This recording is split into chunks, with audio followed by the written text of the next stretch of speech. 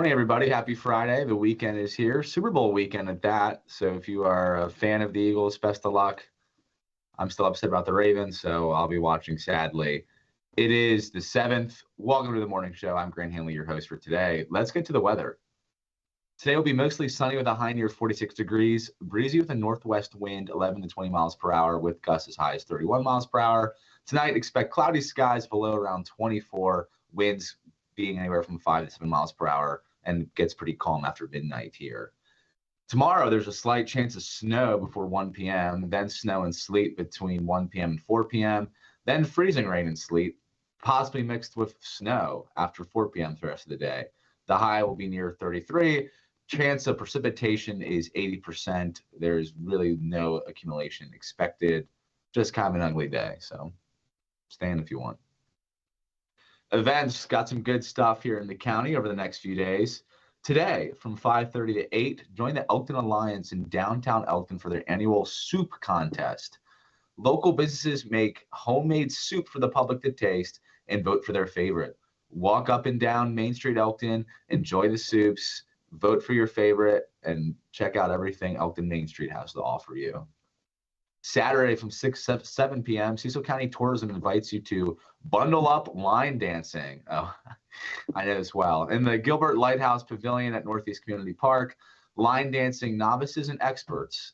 Join us to kick up your heels as cheery winter lights come on at the park. Don't miss out on this opportunity. Have a blast. Make some new friends. See you there. The event is free, but space is limited, so you do need to register.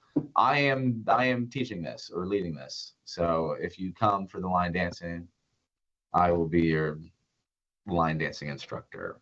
But I just do like easy stuff. I'm talking like Cupid Shuffle, Cotton Eye Joe, and the Cha-Cha Slide. So I don't do like country line dancing, but it's still very fun, and the lights will be all pretty at the park. So come on out, it'll be cool. More importantly, though, with our feature today, advocacy on behalf of member businesses with government and legislators is a common service typically performed by chambers of commerce. In Cecil County, the Cecil County Chamber of Commerce Government Relations Committee fulfills that task. With us this morning to talk about the GRC is Chamber Executive Director Megan McRay and GRC Chairman Dr. Carl Roberts. Good morning to you both, guys. Welcome to the show. Good morning. Thank you. Good morning. Dr. Roberts, I want to start with you because you do chair the committee here. Can you just please explain the role and function of the Government Relations Committee? Well, the Government Relations Committee is made up of volunteers from the chamber membership, and we are established by the board of directors for the Cecil Chamber of Commerce, which obviously Megan is the executive director, and we work closely with her. But a purpose of our committee is to vet legislation that has an impact on the ability of chamber members to sustain and be successful, to grow. We are focused on legislation, policy, regulation, both at the federal, state, right now, mostly the state, but also the local are those entities working to help the climate where businesses can thrive, or are they putting up challenges that cause more difficulty for our members? Interesting. Thank you, Dr. Roberts. Megan, how do you guys identify who would make a good potential GRC committee member? How do you guys identify and select membership for that committee? That's a great question. We know Dr. Carl Roberts has been an integral part for many, many years, chairing the committee. So as we kind of work through, there's, open times for members that are interested in being involved, to kind of put their name in the hat, get involved. Dr. Roberts and the other members also help with that like when there's moments that there's legislation we're trying to follow, somebody who steps up to help follow that legislation and help keep the entire GRC as a whole informed. They usually end up being really good candidates for that as well. We're working through some of those internal process. So Dr. Roberts helps us with that as well as new members become involved and want to get more and more engaged. Dr. Roberts, you now have your committee, you're the chair of it. and Maryland session has just begun. How do you guys go about tracking the legislation, or what is your internal process? I mean, the Maryland General Assembly sees thousands of bills in a session. How can you figure out which bills, deal with you, and how do you go about tracking that? Well, you say thousands. As of this morning, there are just under 2,500 bills filed by the Senate and the House in the Maryland legislature. First of all, each fall, the chamber sends out a legislative priority survey to all of its members. That's not just GRC members, that's the entire membership, just under 500, I believe. And we give them a series of questions asking them what is impacting their business, what is on their mind, what helps them, what hurts them, etc. And then we compile that information, and we have for the 2025 legislative session, we have 5 legislative survey priorities. And with that, and then we work with our delegation to Annapolis, with our local elected leaders, with leaders in Annapolis, to identify legislation that falls mostly under the priorities that our chamber members have asked us to address. I'm going to stop there because I don't want to go on and bore people. I can give you the names of the priority areas. Megan can talk about significant event, Cecil Day, Cecil Night in Annapolis, that kicks off our formal legislative review process.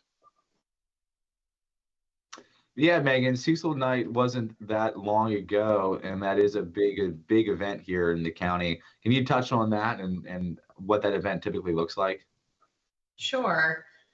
So we start with a day portion. So when you hear about the chamber hosting Cecil Day and Night in Annapolis, a few foundational pieces I think that are important to know. We start that the day after session starts. So it's important that that's our timing because it's very strategic. Legislators have just gotten in, the delegates are getting situated. They're not overwhelmed yet, I would say, with all the legislation coming through. So It's a great time to host it.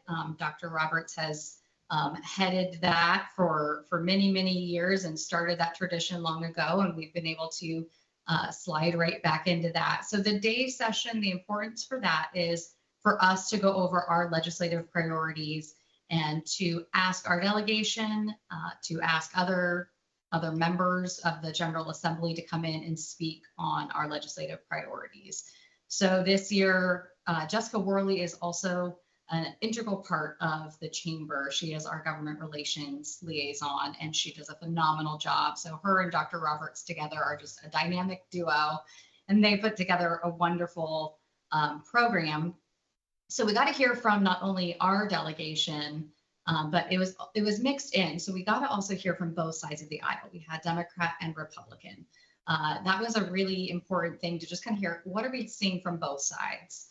So that kind of gets brought forward. We hinge a lot of what we do on our legislative priorities. That's why that survey in the fall is so important for our members. It really dictates how we spend our time, who we talk to, who we want to hear from. So the day portion is a lot about that and how that specific legislation that they're going to see coming, how that affects our county and our businesses. And then in the evening, it's a wonderful opportunity. There's a lot of networking. Again, we invite all of the Maryland General Assembly to it. We got some senators, delegates all over to come and attend. And that's just a great opportunity to have a relaxed atmosphere to talk to them one-on-one. So the evening also, we do a showcase. There's a lot of Maryland General Assembly that hasn't been to Cecil County, that doesn't know who we are. So we do all of the images and the beautiful pictures. We also do Milburn's donuts, some key things that are ours, Northeast chocolates as well. Right. We really want them to know who we are. Well, I mean, it sounds like a wonderful event. Not only are you expressing and advocating your legislative concerns, you're also just advocating for Cecil County in general, Oftentimes people forget that Cecil County is only one of 20 plus counties here in the state. So we can get lost in it all. Dr. Roberts, we're hearing the buzzword a lot, legislative priorities. Is there a couple examples you could give for what the chamber membership priorities are? Sure. The elephant in the room in this session, everybody knows it, is the $3 billion deficit pending in FY26 in the state budget. So the chamber GRC is very interested in how is the governor's budget now is just starting to be thoroughly analyzed. How is that going to impact businesses? For instance, $1.9 million at this point has been mandated that the state used to pay, that the local government pay for it. So Cecil County government is going to pay for it. That means $1.9 million of their budget now has to be redirected to those state programs that used to be paid for by the state. Okay, how is that going to impact the revenue that the county government has to raise in order to address those costs? And that's just one example. There are others as well. Are there going to be increase in local taxes? Are there going to put fees? Going to be put more fees? For instance, will the landfill charge more to dump a load of trash in the landfill? Right. Well, that impacts businesses. Okay, those types of things. So based on the fact that the budget's priority, our member said economic development, the ability to build a business, sustain a business, grow a business, education. And we hear a lot about the blueprint and CCPS, the public schools. That's not what this is about. Education is not only the Cecil County Public Schools, it's Cecil College. They are a big player in workforce development. And also the Cecil County Library. The public library is a critical component of education for adults in Cecil County. Education's a priority. Public safety. Can people attend and work and live in a county where they feel safe? They can have their families live.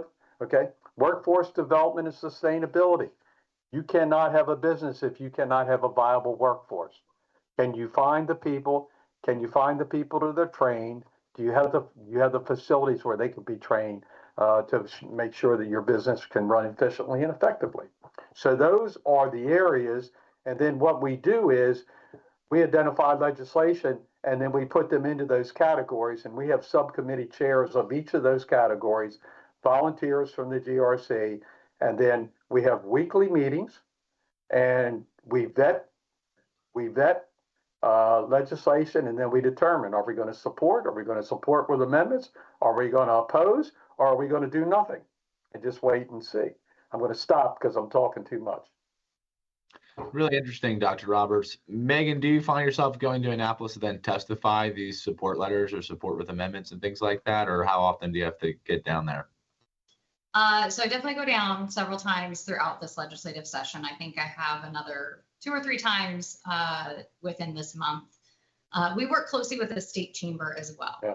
I think that's important to note. So a lot of our letters that we do end up submitting is usually not just us, but through the state chamber as well. So sometimes we'll submit it just on our own, but then sometimes we'll also bundle it together with the state chamber. I have the opportunity of going down alongside many chamber executives. We do different days in Annapolis, or we'll go and we'll specifically talk to some of our delegation about concerns we have, where maybe some bills we're tracking, and what are they seeing. And that's really great because that gives us the opportunity. We get to sit down one-on-one with them in their office. So those are great opportunities for us.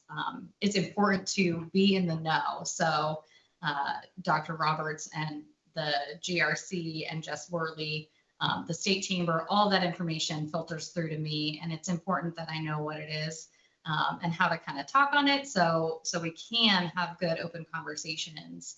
So our delegation knows how some of that legislation is going to affect our businesses. I want to reiterate what Megan just said. The Maryland Chamber of Commerce is a critical partner. Yesterday, the Vice President for Government Affairs from Grayson Wiggins from the Maryland Chamber was our guest presenter, and he went over key legislation that he felt that the Cecil Chamber needed to look at. And that's how we filter legislation. You have 2,500 bills. at most a quarter of them are going to pass, and Right. that at most. So one of the things you have to do is you have to sift through fantasy, which is legislation that has no chance, and you can't waste your time on it, to Right. focus on those that are most important for the Cecil chamber. Yeah, that's a great point, Dr. Roberts. Some legislators certainly pass bills that or present bills that are more about symbolism and virtue signaling than it is about policy. And typically, a lot of those bills never really stand a chance ever in committee. But they can look very, it can be a red herring. They can look upsetting and scary, but they're more for messaging the constituents than anything else. Megan, if I am a new business owner or an established business owner and I want to get more involved with the Cecil Chamber, what's the best way to do that? Send us an email, give us a call, come by the office. We're very, very active.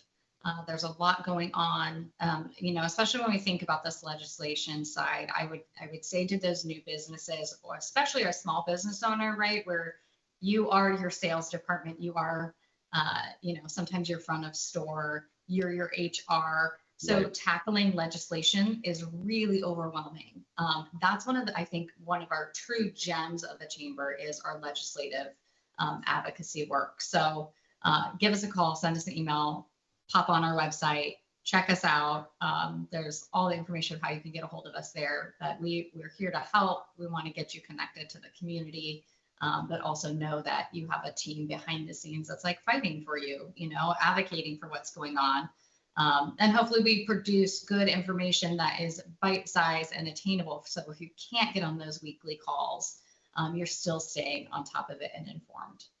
The chamber website is fantastic. Google it. You can get the information, and all the links are there. How to get in touch with it's outstanding. Megan and her staff do a tremendous job. Well, Dr. Carl Roberts and Megan, I want to thank you both very much for your time today. The advocacy that you do for not only the chamber, but also representing Cecil County is much appreciated by me and many others in this community. So thank you both for coming on today. My pleasure. Thank you. To our viewers, thanks for watching Cecil TV. If you think programs like this are valuable, please consider becoming a donor to Cecil Public Media. Give us a like on Facebook and subscribe to Cecil TV on YouTube. I'm Grant Handley. It's Friday. Time to enjoy the weekend. We'll see you back Monday, knuckleheads. Same time, same place.